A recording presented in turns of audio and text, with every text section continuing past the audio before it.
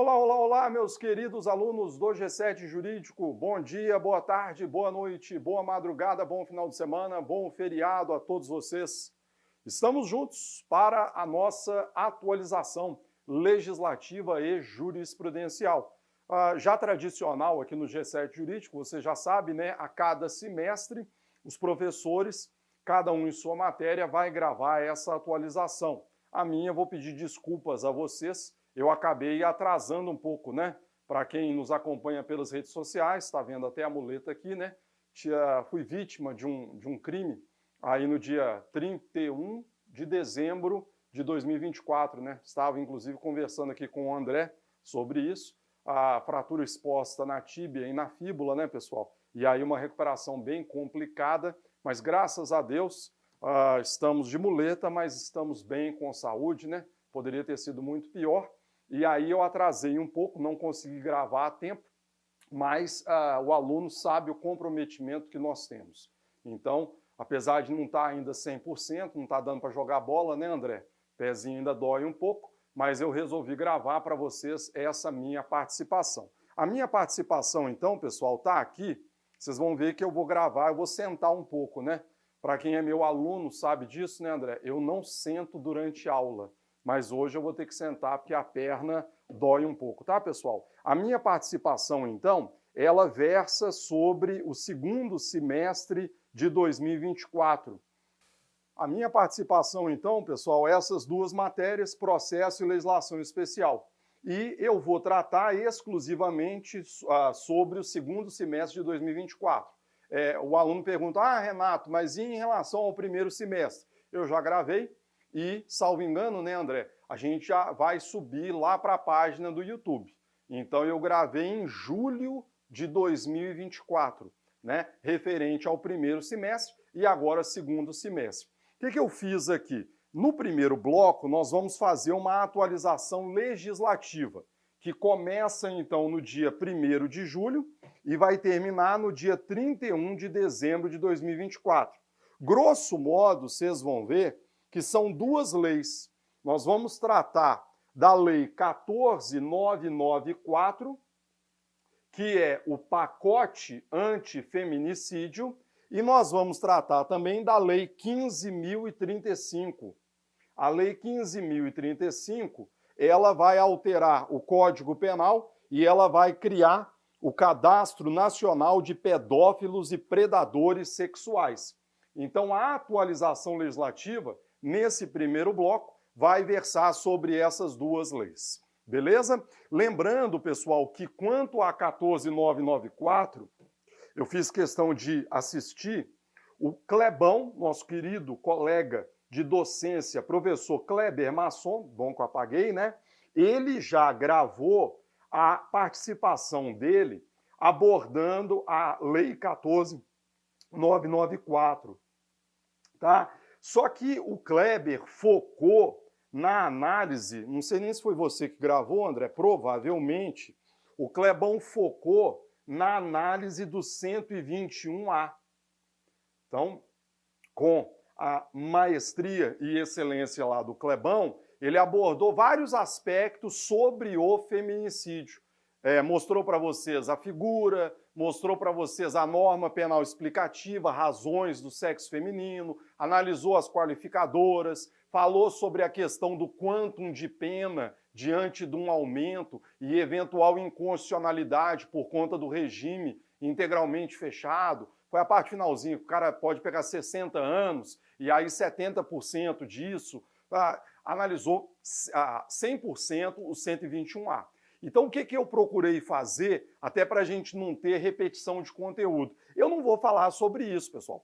E não vou falar sobre isso, até mesmo porque isso aqui tem a ver com alteração no Código Penal.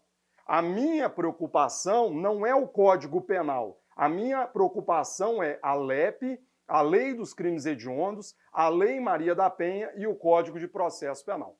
Beleza? Força na peruca, pessoal, apoia na muleta aí, porque temos, então, muito conteúdo a ser trabalhado. Vamos lá? Primeiro, item 1.1.1, parece o nosso manual de processo, né? Com aqueles 70 subitens. Primeiro ponto interessante que merece a atenção de vocês versa sobre a ação penal nos crimes de ameaça. Colegas, qual é a ação penal em relação ao crime de ameaça? Sempre foi uma ação penal pública condicionada à representação. Então vamos colocar aqui. Eu quero que você se lembre o seguinte, que a ação penal nos crimes de ameaça, qual era a espécie antes do pacote antifeminicídio? Antes do pacote feminicídio, qual era a regra em relação a esse delito? A regra, colegas, é que nós teríamos aqui um crime de ação penal pública condicionada à representação. Então imaginem vocês que alguém praticou um crime de ameaça contra você. Qual é a espécie de ação penal? Pública condicionada à representação. Então vamos citar o exemplo aí, né, André, do nosso querido Xandoca, o Xandinho. Xandinho me ligou, pessoal, né, aí há cerca de 15 dias e falou, ó, melhor você gravar, senão tá na rua, né? Senão vai pro olho da rua, aquela delicadeza, né? Assédio moral, ameaça e assim por diante. Colegas, poderíamos deflagrar um processo contra o Jaluca? Não. Sem que houvesse a representação, não seria possível. Isso, aliás, estava lá no Código Penal, no artigo 147, parágrafo único. Beleza? Repito, antes da Lei 14.994. Pois bem, e aí o que vai acontecer, colegas? O que vai acontecer é essa mudança exibida aí na tela para vocês. Artigo 147, está aí o crime, ameaçar alguém por palavra, escrito ou gesto. Pena continua a mesma e aí vem as novidades. Primeira delas, se o crime é cometido contra a mulher por razões da condição do sexo feminino, isso aqui já foi trabalhado na atualização do professor Kleber Masson, aplica-se a pena em dobro. Essa, veja, a primeira novidade. E qual é a segunda novidade, que é o que me interessa porque repercute no processo penal? Somente se procede mediante representação. Então a regra continua sendo essa.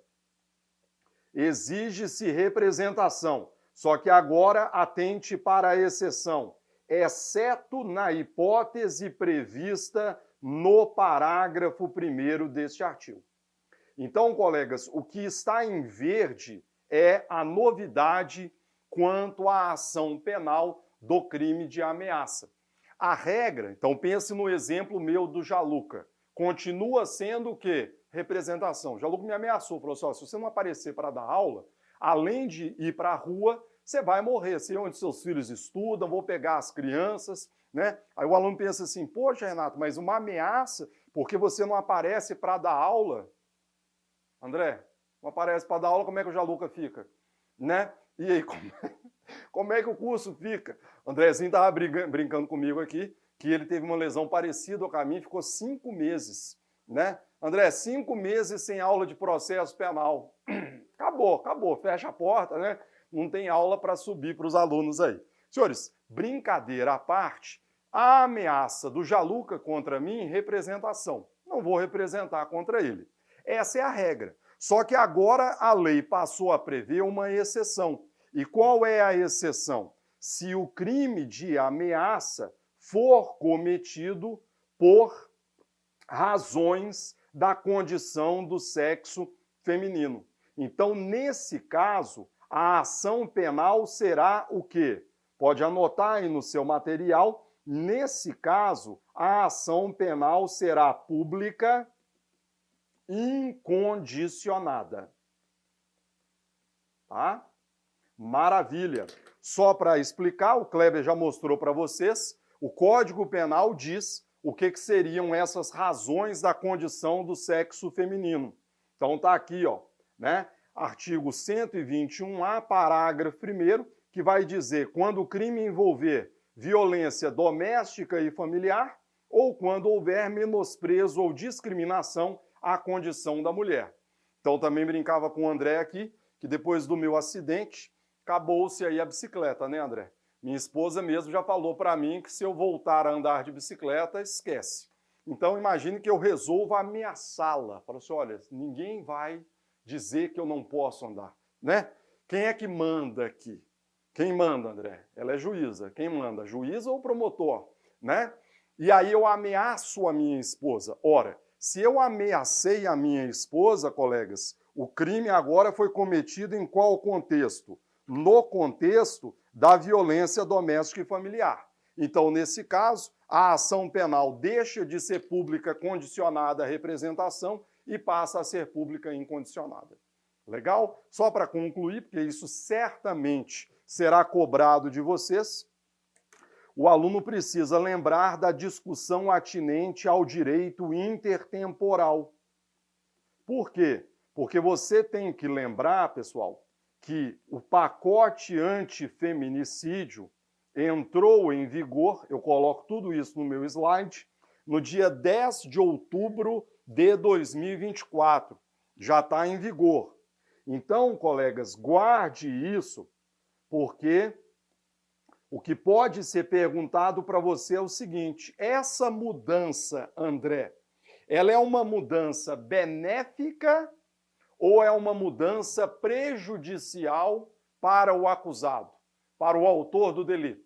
Você, que gosta de ameaçar pessoas, essa mudança para você é boa ou é ruim? Essa mudança é ruim. E é ruim por quê, André? Porque quando o crime depende de representação, ele estará sujeito à decadência, que é o não implemento da representação no prazo de 6 meses. Beleza. A partir do momento que o crime passa a ser de ação penal pública incondicionada, já não há mais a representação. Então já não há mais a decadência, que é uma causa extintiva da punibilidade. O que eu quero que você visualize com isso? Que nós estamos diante, nesse caso, pessoal, anota aí para mim, de uma lex gravior, ou seja, de uma lei penal mais gravosa. O que significa dizer, então, pessoal, que essa mudança produzida em relação aos crimes de ameaça cometidos contra a mulher por razões da condição do sexo feminino, isso só vai valer para os crimes cometidos a partir do dia 10 de outubro de 2024. Para todos os crimes cometidos contra a mulher por razões da condição do sexo feminino, antes da entrada em vigor do pacote antifeminicídio, a ação penal continuará dependendo de representação. Beleza, André? Primeiro ponto, vamos embora porque tem muita coisa, meu amigo. 2. Possibilidade de suspensão ou restrição de direitos do preso mediante ato motivado do juiz da execução penal. Colegas, preste atenção. Nós saímos de uma mudança feita no Código Penal, com reflexos na ação penal, e agora nós já fomos para onde? Agora nós já estamos dentro da LEP. Ou seja, eu vou mostrar para vocês uma mudança que foi produzida pela Lei 14.994 no âmbito da LEP. Vamos lá? Na tela, André, você vê a redação da LEP. Vou sentar um pouco, pessoal, porque começou a doer já. Então, você vê a redação da LEP antes da Lei 14.994. Beleza. O que a LEP dizia em sua redação anterior? A LEP dizia o seguinte, faça a leitura aí comigo. Constituem direitos do preso, artigo 41. E aí o parágrafo único diz, os direitos previstos nos incisos... Pode voltar comigo aqui, André? André vai ter que ajustar a câmera, pessoal. Então vocês não fiquem achando que o nosso diretor de estúdio não está fazendo trabalho, não. Deixa eu só arrumar, né, André? Porque eu que estou quebrando ele aqui, coitado. Né? Pronto, agora eu sento aqui que melhora um pouco a dor. Então, André, põe na tela para nós, meu amigo. Os direitos previstos nos incisos 5, 10 e 15 poderão ser suspensos ou restringidos mediante ato motivado do diretor do estabelecimento. Beleza. Para você entender o que a LEP dizia antes, vamos primeiro analisar quais são esses direitos previstos aqui citados. Inciso 5º, 10 e 15. São eles, estão aí na tela. Ó. Proporcionalidade na distribuição do tempo para trabalho, descanso e recreação, visita do cônjuge, companheira, parentes e amigos, contato com o mundo exterior através de correspondência. Beleza. Esses 3 direitos elencados aqui no artigo 41 da LEP, na redação pretérita, poderiam sofrer restrição mediante ato motivado do diretor do estabelecimento. Então, André, imagine que você era diretor do CDP Guarulhos, você era diretor da Penitenciária Federal, arrumar um emprego bem ruim para você, André, da Penitenciária Federal de Catanduva, tá? Havendo uma rebelião, havendo lá um motim dos presos, você, como diretor do presídio, poderia suspender o exercício desses direitos. Qual é a mudança que aconteceu aqui? Olhe para a tela e olhe agora. Constituem direitos do preso. Redação dada pela Lei 14.994. Os direitos previstos são os mesmos. Poderão ser suspensos ou restringidos. Vejam, mediante ato motivado do juiz da execução penal. Tá vendo a diferença, André? Vai cair em prova? Óbvio que vai, né, pessoal? Porque na redação pretérita, quem era a autoridade competente para determinar essa suspensão? Era o diretor do estabelecimento. Com o advento do pacote antifeminicídio, essa competência foi retirada dele e foi outorgada a quem? Ao juiz da execução penal.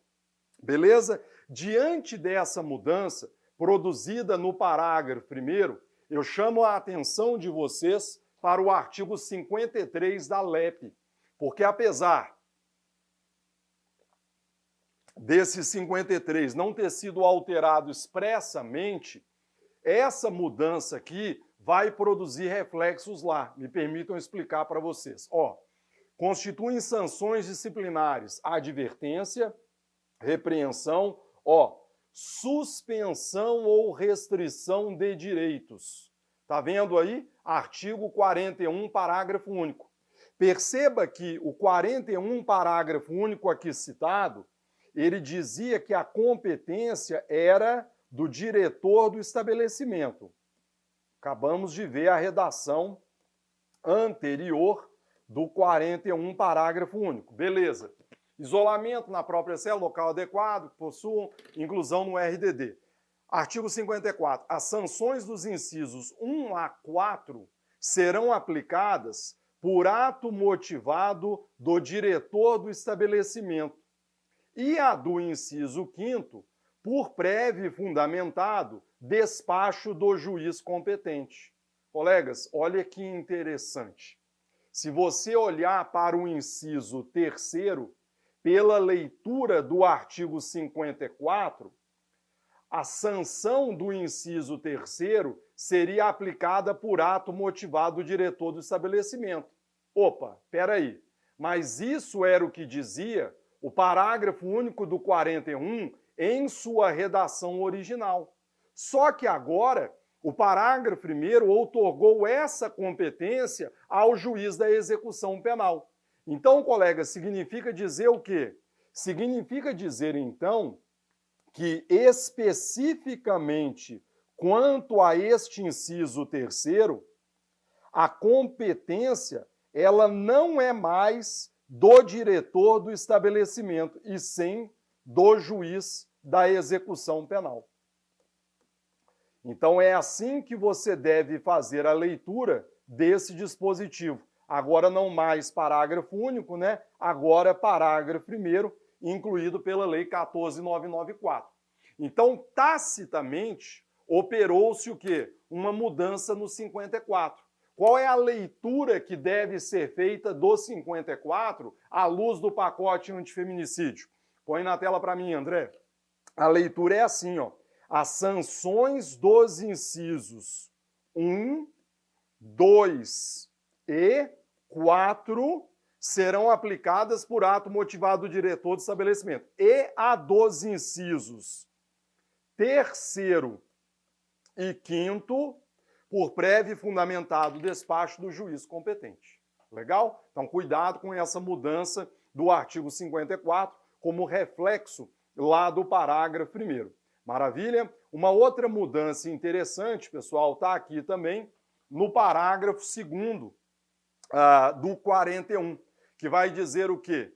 O preso condenado por crime contra a mulher por razões da condição do sexo feminino, nos termos do parágrafo 1º, não poderá usufruir, eu tinha colocado aqui impossibilidade e também essa mudança do parágrafo, não poderá usufruir do direito previsto no inciso 10 em relação à visita íntima ou conjugal.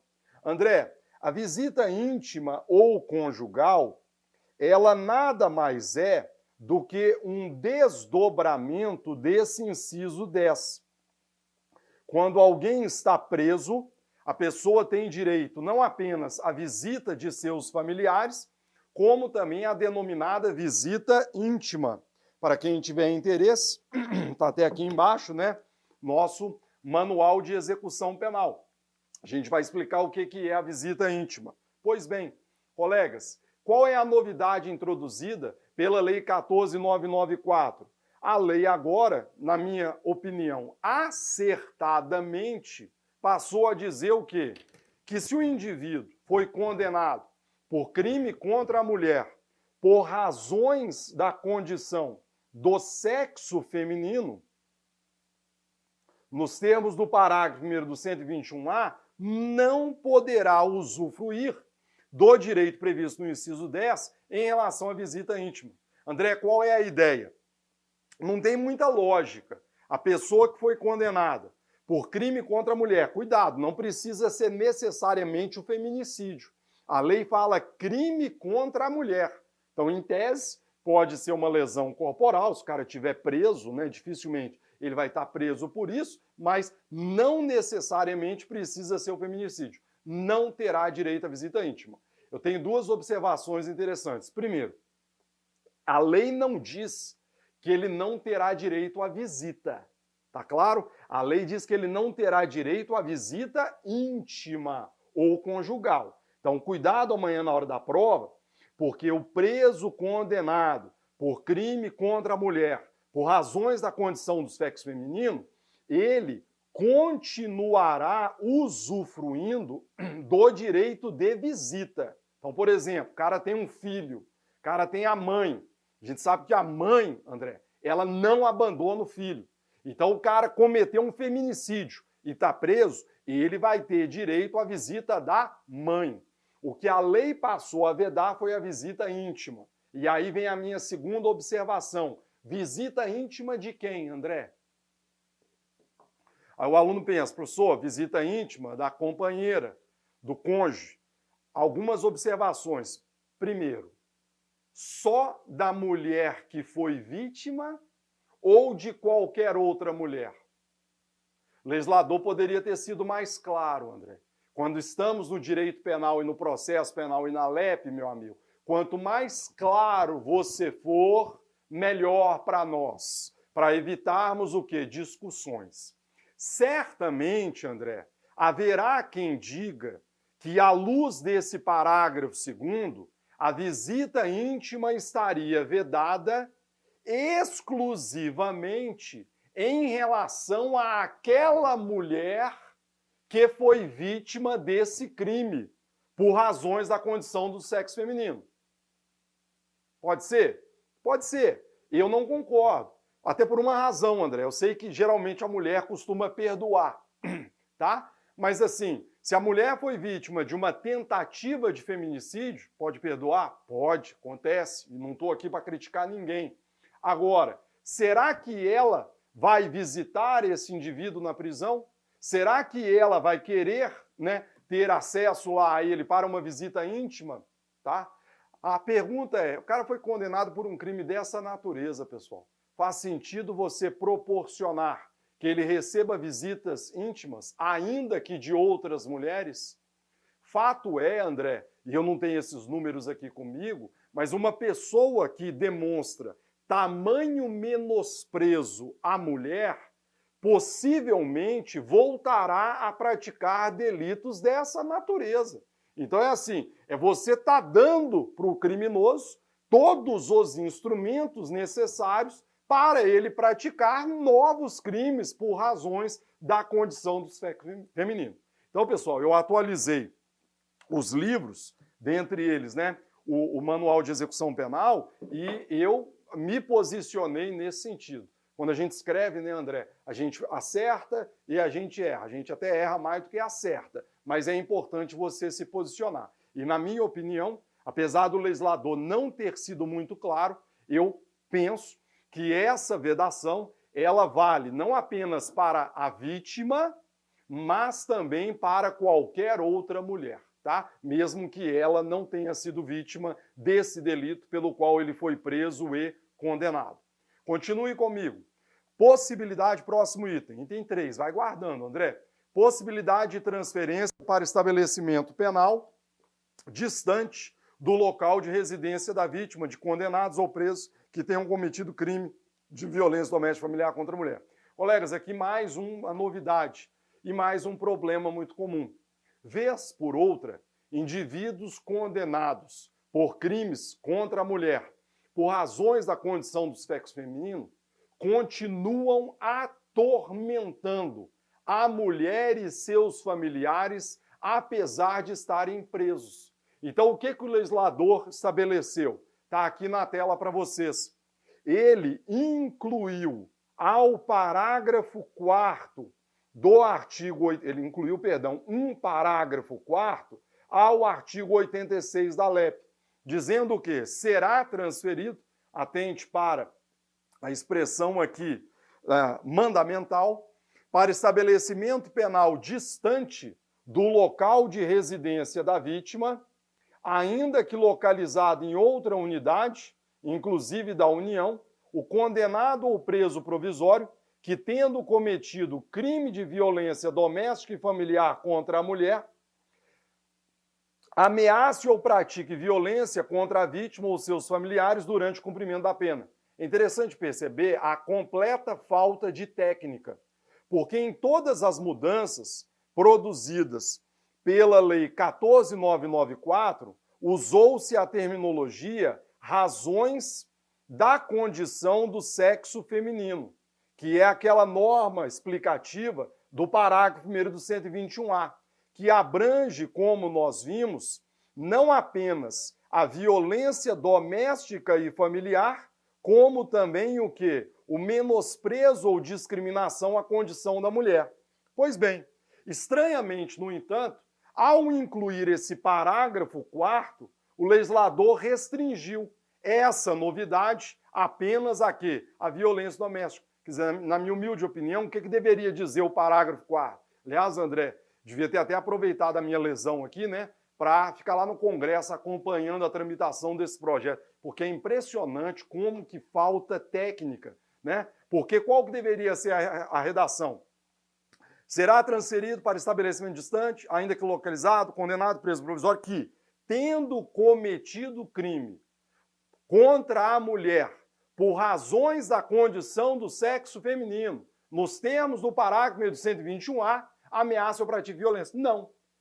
Sem saber, eu pelo menos não consegui descobrir o porquê, o legislador optou por restringir isso aqui apenas para os crimes cometidos com violência doméstica familiar contra a mulher. Então ele restringiu isso. Você vai ter que aplicar isso exclusivamente nesse caso. Então, se ele ameaçar ou praticar violência contra a vítima ou seus familiares durante o cumprimento da pena, ele vai sair de Fortaleza e vai ser transferido para Rondônia, ele vai sair de Rondônia, vai ser transferido para Minas Gerais, ele vai sair de Belo Horizonte, vai ser transferido para a Bahia. Ou seja, a Bahia está próximo de Minas, né? Um local, um estabelecimento distante do local de residência da vítima. Caminhamos? Põe na tela, André. Quarta dica, novo quantum de cumprimento da pena para fins de progressão pela prática do crime de feminicídio. O feminicídio, pessoal, foi incluído lá no 121A, já inclusive estudado pelo professor Kleber Masson. Agora passou a ter a pena máxima mais alta do Código Penal, né? Uma pena de reclusão de 20 a 40 anos. A questão é, para que o indivíduo faça jus à progressão, qual é o quantum que ele deverá cumprir? Está aqui na tela para vocês a novidade, que é o inciso 6º-A do artigo 112. Vamos lembrar, né, pessoal, que o artigo 112, em seus incisos, alterados pela Lei 13.964, o pacote anticrime, passou a estabelecer percentuais para fins de progressão. Então, além de você cumprir esse percentual, seria o requisito objetivo. Lembre-se, ademais, do requisito subjetivo, que agora demanda não apenas o bom comportamento carcerário, atestado pelo diretor do estabelecimento, como também, que mais? Exame criminológico. Lembre-se da lei das saidinhas, a lei Sargento PM Dias, que não é objeto de análise hoje, porque ela diz respeito ao primeiro semestre de 2024. Agora, especificamente quanto ao feminicídio, colegas, qual é o quantum de cumprimento de pena? 55%. Então, cidadão vai ter que cumprir 55% da sua pena se ele for condenado pelo feminicídio, se for primário, vedado o livramento condicional. O aluno me pergunta, Renato, essa mudança é boa ou é prejudicial? Essa novidade, pessoal, incluída pelo pacote antifeminicídio, ela é exemplo de uma lex gravior. E por que é exemplo de uma lex gravior? Pelo seguinte motivo. Antes do pacote antifeminicídio, o feminicídio funcionava como uma qualificadora do homicídio. Clebão já explicou isso para vocês.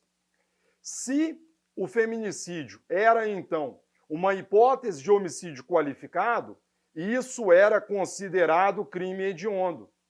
Pois bem, qual era o quantum necessário para a progressão em crimes hediondos se o apenado fosse primário? É só você olhar o inciso 6º, letra A, ora exibido. Veja, a pena privativa por forma progressiva ser determinada quando tiver cumprido. Sexto, 50% se o apenado for condenado pela prática de crime hediondo.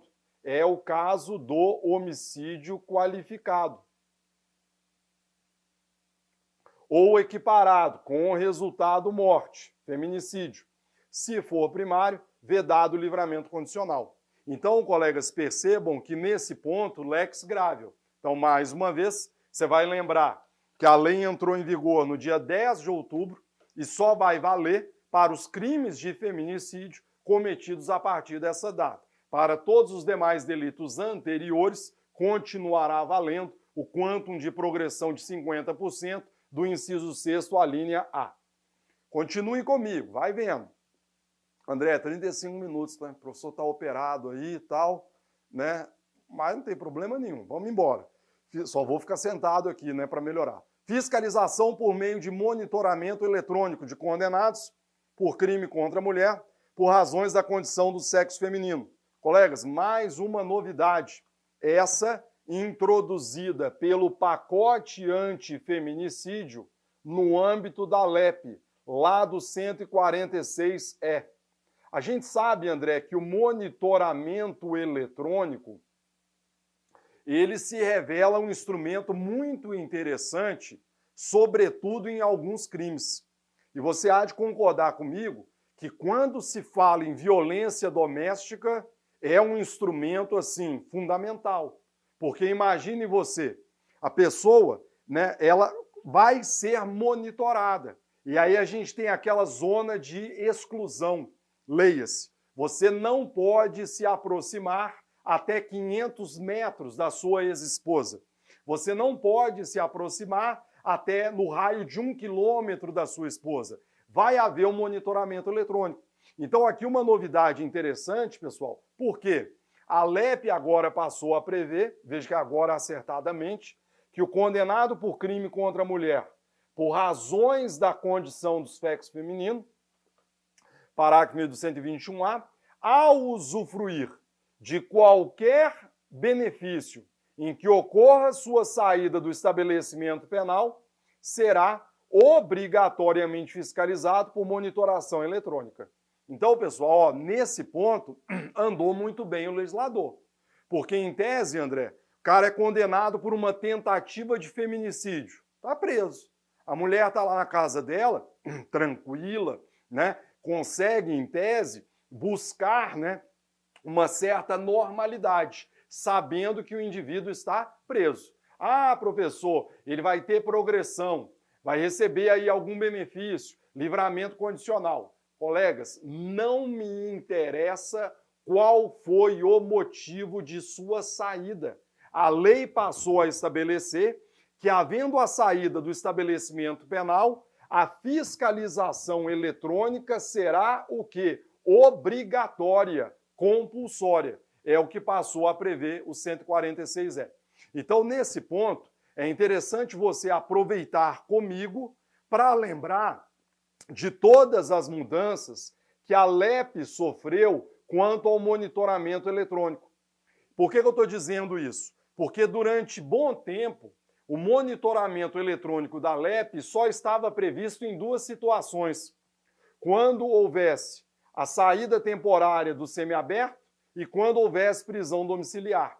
Tome cuidado, pessoal, porque agora nós temos mais uma e mais uma. Os incisos 6º, 7º e 8º, ora exibidos para vocês, foram aqui incluídos pela lei da saidinha, a lei Sargento PM Dias, tá? Então agora você passou a ter, desde 2024, outras 3 hipóteses autorizando o monitoramento eletrônico. Quais sejam? Quando aplicada a pena privativa de liberdade, a ser cumprida no aberto ou semiaberto, ou progressão, quando aplicada a pena restritiva de direitos, que estabeleça limitação de frequência em lugares, quando concedido livramento condicional. Para além dessas 5 hipóteses aí exibidas, cuidado para não se esquecer do 146E, condenado por razões da condição do sexo feminino a usufruir de qualquer benefício que ocorra à sua saída. E por último, pessoal, cuidado para não se esquecer também do parágrafo 3º do 234B do Código Penal. Esse foi incluído pela próxima lei que vou tratar, que é a Lei 15.035. E essa Lei 15.035 também passou a cuidar de monitoramento eletrônico. Parágrafo 3º. André, assim, alguém tem que ir lá e fazer alguma coisa. Porque lê o parágrafo 3º para mim. O réu condenado pelo quê? Passará a ser monitorado por dispositivo eletrônico. É assim, é difícil de você tentar entender, né? Aí você fala assim, professor, vamos tentar entender? Vamos. O réu condenado. Esse parágrafo 3º, André, ele foi incluído no 234B do Código Penal. O 234B, ele trata do segredo de justiça nos crimes contra a dignidade sexual. Crimes contra a dignidade sexual, pode ficar comigo, eles devem tramitar em segredo de justiça. Ó, tá aqui na tela para vocês, ó, o 234B. Então, na verdade, se foi incluído um parágrafo 3º nesse 234B, é óbvio que o legislador deveria ter dito isso. Não disse. Mas então, qual é a leitura que você deve fazer comigo? O réu condenado. Peraí, condenado pelo quê? O réu condenado por crime contra a dignidade sexual. Então, se condenado por crime contra a dignidade sexual, ele passará a ser monitorado por dispositivo eletrônico. O legislador só faltou dizer, né, quando é que isso deve se dar, né, porque fala condenação, mas não fala se é condenação em primeira instância, se é condenação irrecorrível. Então, se seria apenas na execução penal, na minha opinião, o ideal, então, pode voltar comigo, André, seria interpretar esse parágrafo 3º à luz da mudança que foi produzida no 146E e entender que o condenado por crime contra a dignidade sexual, ao usufruir de qualquer benefício em que ocorrer sua saída, será fiscalizado por meio de monitoração eletrônica. Me parece uma interpretação razoável, dada, né, o caráter lacônico, né, indeterminado do parágrafo 3º do artigo 234b. Maravilha? Para a gente poder concluir, natureza hedionda do feminicídio. Colegas, cuidado, a lei 14.994, ela também alterou a lei dos crimes hediondos, 8.072. E por quê? Porque como o feminicídio agora é um crime autônomo, ele mereceu um inciso separado do artigo 1º. E além de receber um inciso separado, perceba que foi suprimida aqui do inciso 1º a menção ao inciso 6º, que era onde estava antigamente o feminicídio, quando à época funcionava como uma das qualificadoras do homicídio. Então, antigamente, quando o feminicídio era uma qualificadora do homicídio, era crime hediondo, com base no inciso 1º. Agora, como passou a ser um crime autônomo, era necessário que houvesse essa mudança, exatamente para não haver nenhuma dúvida quanto à natureza hedionda.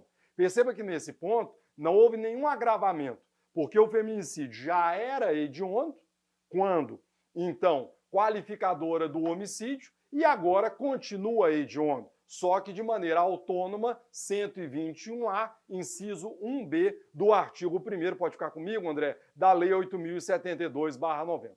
Para a gente poder concluir rapidamente, e fechando com tudo que tem de novidade, novo quantum de pena combinado ao crime de descumprimento de medida protetiva de urgência. Colegas, em sua redação original, o 24A da Lei Maria da Penha previa o crime de descumprimento de decisão judicial que deferisse medida protetiva de urgência. Perceba que quando este delito foi criado em 2018, qual era a pena a ele cominada? 3 meses a 2 anos. Com o advento do pacote antifeminicídio, houve um incremento gigantesco dessa pena, porque de 3 meses a 2 anos, ela saltou. Quer dizer, para as contas aqui, né, André? A pena mínima multiplicou aí mais, né, 6, 7 vezes aí, né, 2 anos, e a pena máxima, 5 anos. O que isso significa dizer? Que agora, não tem a menor dúvida, não é infração de menor potencial ofensivo, e para muitos já nem era antes, porque o crime envolve uma violência psicológica contra a mulher, e além disso, como a pena mínima é de 2 anos, o delito não admite a suspensão condicional do processo. Então daí essa pena de 2 anos colocada aí para vocês. Legal? Para a gente poder concluir rapidamente, pessoal, prioridade na tramitação de processos que apuram crimes hediondos ou violência contra a mulher e isenção de custas. Aqui 2 novidades bem tranquilas. O 394A já existia desde 2016 e estabelecia uma prioridade de tramitação de processos, originariamente apenas para crimes hediondos. Com o advento do pacote antifeminicídio, essa prioridade ela continua valendo para crimes hediondos, como também quando houver o quê? Violência contra a mulher.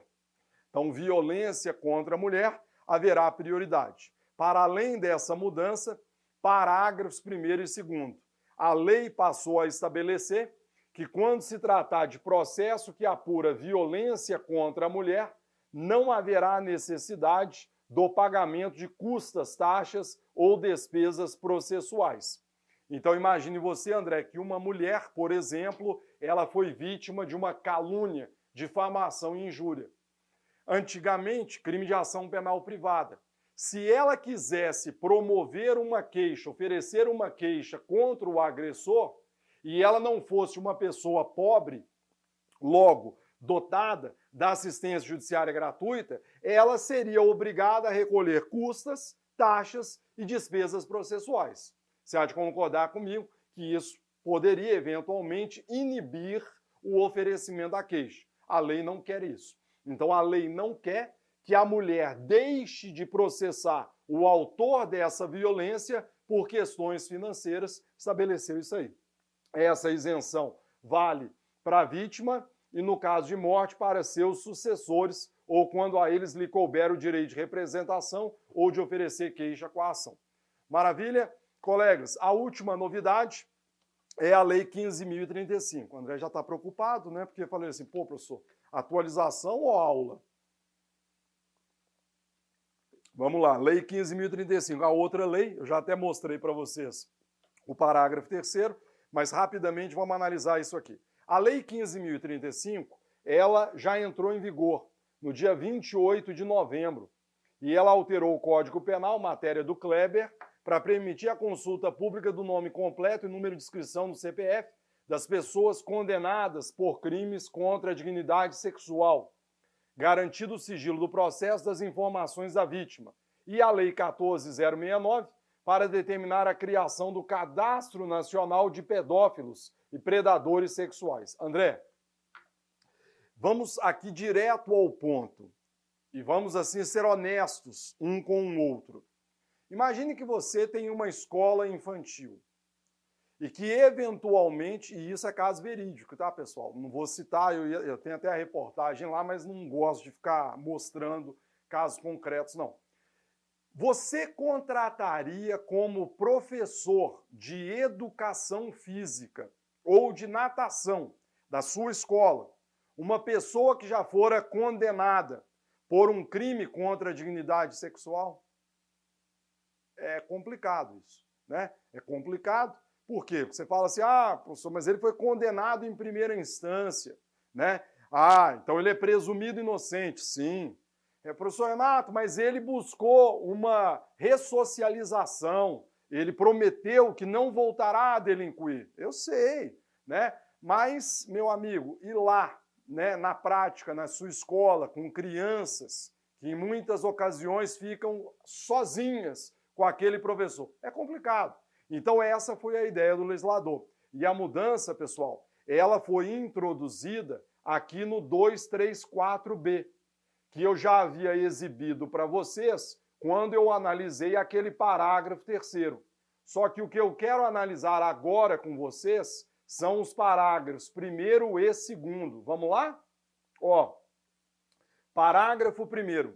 O sistema de consulta processual tornará de acesso público, André, para todo mundo que quiser, o nome completo do réu, perceba que é do réu, não é da vítima, seu número no CPF, tipificação penal do fato, a partir da condenação em primeira instância. André, guarda isso aqui, ó, primeira instância. Por quais crimes? Não são todos os crimes contra a dignidade sexual, são alguns. 213, 216 estupro, né? 216B, 217, 218B, parará, parará, inclusive com os dados da pena. Até o relógio já deu, né? Inclusive com os dados da pena ou da medida de segurança imposta, ressalvada a possibilidade de o juiz fundamentadamente determinar a manutenção do sigilo. Parágrafo 2º, caso o réu seja absolvido em grau recursal, será restabelecido o sigilo. Colegas, a novidade é exatamente o quê? Para dar publicidade aos dados qualificativos desse indivíduo que foi condenado. Então, André, você tem lá uma escola, o exemplo que eu dei, você tem uma escola de natação para crianças. Você vai contratar o professor e a gente sabe que isso hoje já é prática. Em alguns, por exemplo, no meu condomínio, para você prestar serviço no condomínio, Você tem que apresentar o quê? A sua folha de antecedentes. Agora não. Agora nós vamos ter acesso público à condenação por esses delitos. Qual é o grande problema desse dispositivo? E que certamente vai causar controvérsias. O parágrafo 1º prevê, André, que esse acesso vai se dar a partir da condenação em primeira instância. E é aqui que vai surgir a confusão, por quê? Por conta do princípio da presunção de inocência, segundo o qual ninguém será considerado culpado, né? Pelo menos até o trânsito em julgado de sentença penal condenatória. Será que eu posso dar publicidade a essa condenação em primeira instância ou não? O tema vai gerar controvérsias, tá, pessoal? Mas, desde já, eu chamo sua atenção por quê? E também foi acrescentado, ó, a Lei 14.069, a criação desse Cadastro Nacional de Pedófilos e Predadores Sexuais, que é exatamente será o instrumento a partir do qual você conseguirá ter acesso a essa consulta pública desses condenados. O tema não é novidade e já foi apreciado pelo Supremo Tribunal Federal por conta dessa condenação em primeira instância. Eu coloquei lá no livro e trago para vocês um julgamento na ADI 6620. Isso aqui, André, só para o aluno entender, foi uma lei estadual. Lá no nosso querido Mato Grosso, fizeram uma lei estadual com redação praticamente idêntica. Pessoas condenadas em primeira instância, vamos dar publicidade por crimes sexuais. Essa lei foi parar no Supremo. O que o Supremo decidiu? Vamos fazer uma leitura. Os cadastros instituídos, vejam, leis estaduais, tá, pessoal? Do Mato Grosso, mas veja que é a mesma lógica da lei federal, ora trabalhada, da lei 15.035. Constituem mecanismos voltados a subsidiar os órgãos públicos no controle de dados e informações para a persecução penal e adoção de políticas e fornecem à sociedade mato-grossense o monitoramento desses dados, visando prevenir novos delitos. A sistematização de dados a condenações contribui para o enfrentamento e prevenção, beleza? A disponibilização, aqui o problema, a sua disponibilização exige o trânsito em julgado, ou seja, não seria possível essa consulta pública a partir de uma condenação em primeira instância, como a lei estabelece aqui no parágrafo 1º. Continue comigo. A previsão de que o cadastro contenha o nome de pessoas que não foram condenadas, todavia, viola a presunção de inocência. Incluir o suspeito e o indiciado em um cadastro apresenta-se como medida excessiva para difundir, ainda que de maneira restrita, informação a respeito de pessoa que ainda não foi submetida a um juízo condenatório. Ação direta julgada procedente para a. Declarar a inconstitucionalidade da expressão suspeito, indiciado, constante no inciso 1º da lei tal. B. Conferir interpretação conforme a Constituição para delimitar, primeiro, não será dada publicidade ao nome da vítima. 2. O termo condenado, que eu falei para vocês, o termo condenado refere-se à sentença penal condenatória transitada em julgado. Então, se trouxermos a mesma lógica dessa decisão para o parágrafo 1º do 234b, é bem possível, então, que o Supremo entenda que há necessidade do trânsito em julgado. Não basta, pois, uma mera condenação em primeira instância. A expressão reabilitação refere-se ao fim do cumprimento da pena, conferindo interpretação para estabelecer que as autoridades não terão acesso ao nome da vítima ou possibilite ressalvado ordem judicial. Maravilha? Andrezinho, pode ficar comigo. Fechamos assim. Em quantos minutos, André?